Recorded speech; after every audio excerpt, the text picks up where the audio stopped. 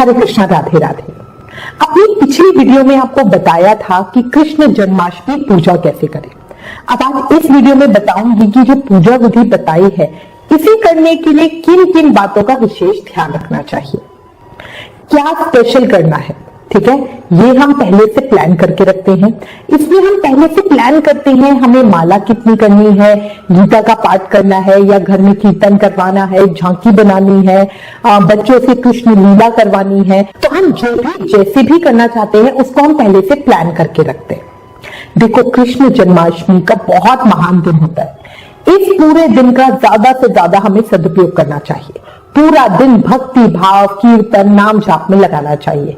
घर में अगर आप चाहें तो कीर्तन का आयोजन कर सकते हैं या मंदिर में होने वाले कीर्तन में वहां जाके आप उसको अटेंड कर सकते हैं।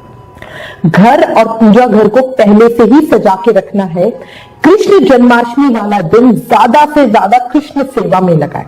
लोग क्या करते हैं, उसी दिन सुबह घर की सफाई करना शुरू करते हैं या फिर मंदिर को सजाना शुरू करते हैं। तो कोशिश करो ये जो काम है ये पहले दिन करके रखो। मंदिर में जो फूल लगा के सजाने हैं वो उस दिन करो, बट अगर मंदिर को धोना है, मंदिर में लाइटें लगानी है, वो हम एक दिन पहले करके रखें। अगर उस दिन घर साफ करने लगेंगे या मंदिर सजाने लगेंगे तो कृष्ण सेवा के लिए कम समय मिलेगा। ये सारा काम हमें सप्तमी को ही कर लेना चाहिए। अच्छा, इसके बाद हम प्लान करते हैं भोग क्या लगाना है और किस किस टाइम लगाना है। इसका पूरा चार्ट पहले बना के रख लो। कई लोग कहते हैं कि कृष्ण को उस दिन भोग नहीं लगता, पर ये गलत है। व्रत हमारा है, कान्हा जी का नहीं। उनका तो उत्सव होता है, उन्हें तो ज्यादा से ज्यादा भोग लगाना चाहिए। बढ़िया बढ़िया चीजें बनाकर, कुछ लोग तो पता है उन्हें 56 या 108 चीजों का भोग भी लगाते हैं। अच्छा, भोग में धनिये की पंजीरी जरूर बनाए। इसमें सूखे मेवे को पीस कर, भून कर, मेवा और बूढ़ा या खांड डालकर पंजीरी बनाए। साथ ही इसमें छिलके समेत केले डालें। इसकी रेसिपी हमारे चैनल पर ऑलरेडी है, आप उसको जरूर देखिएगा। उस वीडियो का लिंक नीचे डिस्क्रिप्शन में है। धनिये की पंजीरी माता देवकी और माता यशोदा के निमित्त बनाई जाती है। साथ ही छिलके वाले केले के लिए कहानी आती है जिसमें विदुरानी भगवान को प्रेमवश गलती से केले के छिलके खिलाती है। इसी भावना से प्रसाद में छिलके समेत केले काटकर डाले जाते हैं। याद रखें, माता यशोदा जापे में है, इसलिए उनके निमित्त गुड़ की पात, गुड़ की बर्फी, धनिये की पंजीरी, धनिये की बर्फी, नारियल लड्डू, मेवा लड्डू जरूर बनाए। बाकी भगवान जी का जन्म दिवस है, उनके लिए क्या स्पेशल बनाना है इसे पहले से ही सोच के रखें। अगली प्लानिंग हम करते हैं ड्रेस और श्रृंगार की। कान्हा जी को बढ़िया पोशाक श्रृंगार धारण करवाने की तैयारी हमें पहले से ही करके रखनी चाहिए। पहले से हम प्लान करके रखेंगे उन्हें सुबह क्या पहनाना है, रात को क्या पहनाना है। ये सब तैयारियां हम पहले से करके रखेंगे। कान्हा जी के अंग वस्त्र मीन्स जो उनके अंडरगारमेंट्स होते हैं, नैपी एक्सेट्रा, वो भी, साथ ही तौलिया या कपड़ा जिसे हम कान्हा जी को अभिषेक के बाद पोंछते हैं वो भी नए होने चाहिए। कान्हा जी के श्रृंगार में उन्हें सुंदर बढ़िया वैजयंती माला या वैजयंती के फूल स्वरूप अर्पित करें। वैजयंती माला भगवान को उनकी भक्त कुब्जा ने भेंट की थी। भगवान को ये तभी से बहुत प्रिय है। ये माला भक्त पर भगवान की कृपा का प्रतीक है। तो अगर आप जल्दी से अपने ठाकुर जी को खुश करना चाहते हो तो कृष्ण जन्माष्टमी वाले दिन वैजयंती माला या वैजयंती के फूल अपने ठाकुर जी को प्रेम से जरूर अर्पित करें। अच्छा, इसके साथ ही हम पहले से प्लान करके रखते हैं कि घर की साफ सफाई कैसे करनी है, सजावट में क्या क्या करना है, मंदिर की डेकोरेशन कैसे करनी है। ये सब तैयारी और प्लानिंग भी हम पहले से करके रखेंगे। एक चीज का विशेष ध्यान रखें, कृष्ण जन्माष्टमी भक्तों के लिए बहुत बड़ा त्योहार है, इसलिए इस दिन को पूरे हर्षोल्लास के साथ मनाना चाहिए। गुस्सा भी नहीं करना चाहिए। कई बार क्या होता है, जब ज्यादा काम कर रहे होते हैं है ना, तो हमें गुस्सा आता है। गुस्सा करने से हमारा व्रत जो होता है वो खंडित हो जाता है, उसका फल शून्य हो जाता है। इस त्योहार को मजे से खुशी के साथ मनाएं, वो सबसे अच्छा होता है। अपने घर को अच्छे से साफ करें, उसकी सजावट करें, मंदिर को बढ़िया डेकोरेशन करें, साथ ही बढ़िया कान्हा जी का झूला सजाएं। कृष्ण जन्माष्टमी पर झूले का विशेष महत्व है। झूला सजाने के बहुत सारे आइडियाज हमारे चैनल पर ऑलरेडी हैं।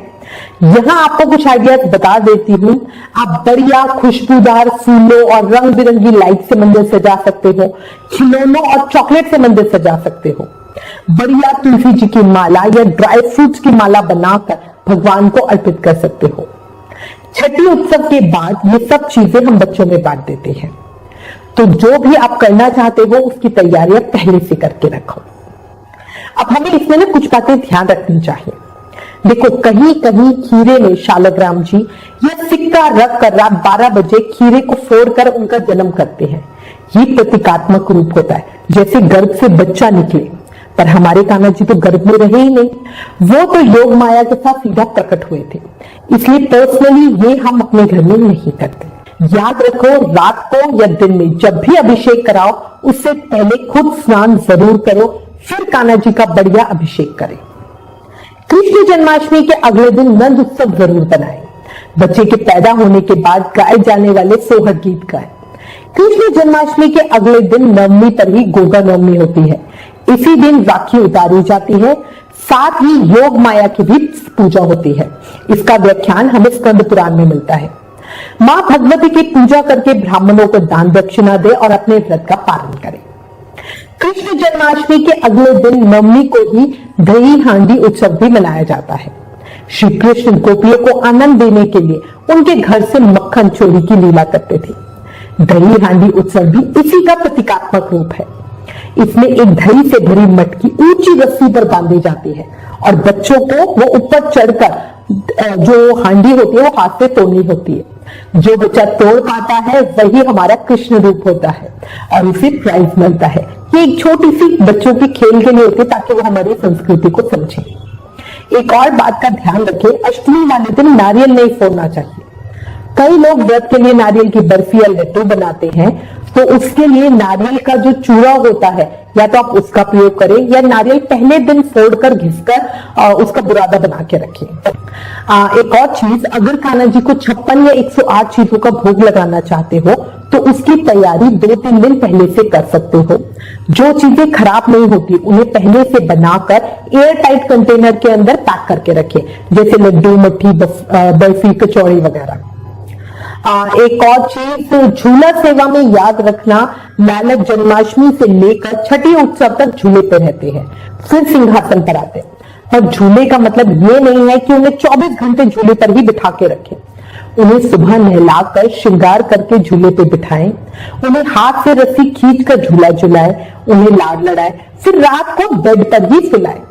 कुछ भक्त उन्हें रात को भी झूले पर ही सुलाते हैं, जो सही नहीं है। आप खुद सोचो, झूले पर लाला रात को सोएंगे कैसे? इसके बाद हम चर्चा करते हैं भोग सेवा की। कान्हा जी को बढ़िया बढ़िया भोग अर्पित करें। आप चाहें तो कान्हा जी को बढ़िया 56 या 108 चीजों का भोग लगा सकते हो। कई लोग कान्हा जी को अन्न का भोग नहीं लगाते, सिर्फ फल का भोग लगाते हैं। वो छठी तक कान्हा जी को अन्न का भोग नहीं लगाते, इस धारणा के साथ कि बालक का जन्म हुआ है, छठी माता पूज कर ही अन्न खिलाएंगे। पर हम इस धारणा के साथ बिल्कुल भी नहीं है। कान्हा जी हमारे सेवित हैं, हम अन्न खाएंगे और उन्हें फल खिलाएंगे, ये सही मुझे तो नहीं लगता। बाकी पूरी तरह से साधक की मर्जी है। अब प्रश्न आता है कि व्रत में क्या खाएं? देखो, कृष्ण जन्माष्टमी व्रत निराहार करने का विधान है, मतलब बिना कुछ खाए पिए। कई लोग निर्जल व्रत करते हैं, पर जैसा कि कलयुग है, लोग रह ही नहीं पाते हैं, साथ ही उत्सव भी बनाना है ना, तो इसलिए आपको कुछ नियम बता रही हूं। आप अपनी सुविधा और शरीर के हिसाब से कुछ भी चुन सकते हो, पर ध्यान रखो किसी भी परिस्थिति में हमें अन्न नहीं खाना है। अन्न अगले दिन सुबह रोहिणी नक्षत्र और अष्टमी तिथि खत्म होने के बाद ही खाना है। खाने के साथ इस व्रत में टाइमिंग का भी बहुत इंपॉर्टेंट रोल है, वो भी आप ध्यान रखना। जैसे अगर आप बिना कुछ नहीं खाए रह सकते हो तो भी शाम के 4 बजे के बाद ही कुछ खाए पिए। अगर आप पॉसिबल नहीं है कि मैं 4 बजे तक तो नहीं रुक सकती हूँ, तो कम से कम दिन में 12 बजे तक तो जरूरी रुके। 12 बजे तक का निर्जल व्रत करें और 12 बजे के बाद ही आप कुछ ले सकते हैं। अच्छा, क्या लेना है? ये जो व्रत के नियम होंगे ये साधक के ऊपर है, तो मैं आपको बता रही हूँ आप क्या क्या ले सकते हो। आप या तो सिर्फ लिक्विड का व्रत कर सकते हो। अगर आप सिर्फ लिक्विड का व्रत लेते हो तो रात को 12 बजे के बाद से पूरा दिन आप कुछ भी लिक्विड ले सकते हो, जैसे पानी, दूध, लस्सी वगैरह। दूसरा होता है सिर्फ फ्रूट पी। अगर आप सिर्फ लिक्विड पीकर नहीं रह सकते, आपको लगता नहीं मेरे को गैस बन जाती है या बीपी वो हो जाता है, तो आप हल्का व्रत फूड ले सकते हो, जैसे फ्रूट की चाट ले ली, ड्राई फ्रूट ले लिया। इसमें भी आप देखते हो कि नमक के साथ खाओगे बिना नमक के। अगर आप चाहो तो दिन में एक बार नमक ले सकते हो, व्रत वाला सेंधा नमक। लोग इसमें सिर्फ फ्रूट लेते हैं, ड्राई फ्रूट लेते हैं, व्रत बर्फी जो खोए से बनाते हैं वो खा लेते हैं। इसलिए आप कुछ भी कूटू सिंघाड़े के आटे से बना खाना नहीं खाते हो। रात 12 बजे से पहले जब तक कृष्ण जन्म नहीं होता तब तक कुछ नहीं खाते। अच्छा, एक है व्रत कब खोले, ये भी एक चर्चा का विषय है। व्रत कई लोग रात को भगवान की पूजा आरती करने के बाद कूटू के आटे से बना खाना खाकर खोल लेते हैं। कई व्रत का पालन सुबह करते हैं, इसलिए ये नियम भी आपके ऊपर है, आप क्या नियम लेना चाहते हो। व्रत नियम कुछ भी लो, अपने शरीर के हिसाब से लो। कई लोग रात को 12 बजे अभिषेक पूजा आरती करके फलहार मतलब कूटू सिंघाड़े के आटे से बना खाना खाकर अपना व्रत खोल लेते हैं। हम पर्सनली उसकी सलाह नहीं देंगे। अगर आप में क्षमता है तो रोहिणी नक्षत्र खत्म होने के बाद ही अपने व्रत का पालन करें। ब्रह्म विवत पुराण में कृष्ण जन्माष्टमी व्रत महिमा का वर्णन है।